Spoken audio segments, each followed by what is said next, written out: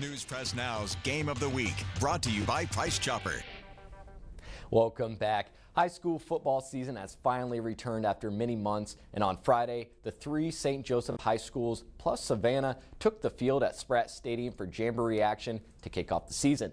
This is the first time Savannah has been invited to take part in the St. Joseph Jamboree, and they did not disappoint. Let's go to Spratt Stadium to catch some of the action.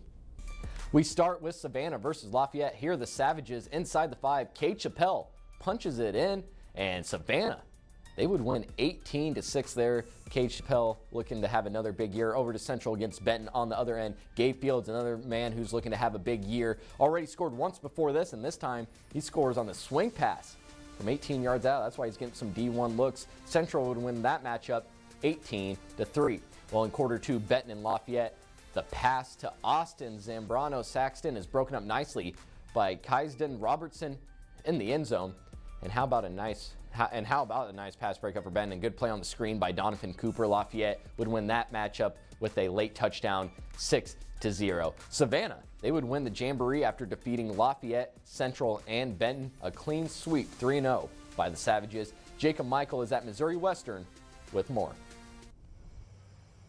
Thanks, Calvin. I'll just touch on each team very briefly here, and I'll start with the Savannah Savages, who ended up winning the Jamboree in their first ever appearance here at Missouri Western. They played very soundly defensively and offensively. Defensively, the most points they gave up tonight was just 6 points to Lafayette.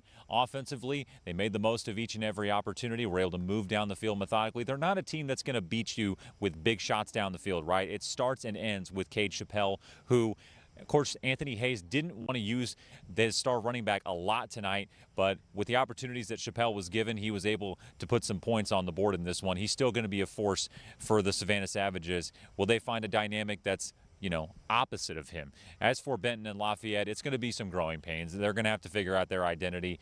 For Lafayette, under first-year head coach Nate Doherty, do they find something that complements that air raid offense? Do they find a running game with the bodies that they have? It's going to be a lot of passing down the field, a lot of deep shots. Can they find something to sort of balance that out and keep defenses honest? For Benton and first-year head coach Corey Bertini, same sort of situation. Do they find a running game that complements Jackson Rich when he is out there throwing the ball, slinging it from sideline to sideline? What is their identity going to be? How are they going to bring that Southside mentality to help them win those football games throughout the season? And as for Central, what are they going to find opposite of Gabe Fields? We know how spectacular he is with the ball in his hands. He's going to score a lot of touchdowns, rush for a lot of yards. He's going to be involved in the passing game as well. He had a receiving touchdown on a swing pass tonight, but will they find something opposite of him? And then defensively, will they tackle and will they keep teams out of the end zone in order to stay in those games throughout the year? But every team starts their season next week. We'll, of course, be keeping up to date with each and every one of these city high school teams, as well as Savannah, as they, of course, embark on what will hopefully for these teams be a very successful season for each one. Back to you guys.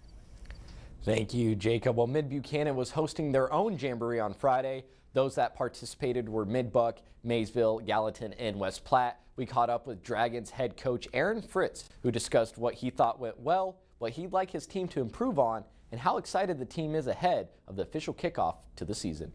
I thought our guys played fast. We got a lot of young guys out there, but they did a good job of pursuing to the football, getting lined up, doing the little things. We obviously have a ton of things to clean up, but I liked that our kids played hard the entire night and we didn't have any letdowns in terms of effort. We had a couple penalties of not getting lined up and being on the line and off the line correctly.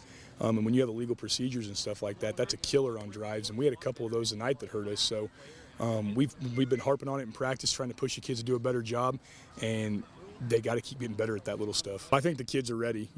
Us coaches are going to spend all night here digging into film, watching what we need to get better at, and hopefully get some midway film here soon and start breaking that down. And I think the kids are ready to get the scouting report and all the film watched and start preparing for that big game next Friday night.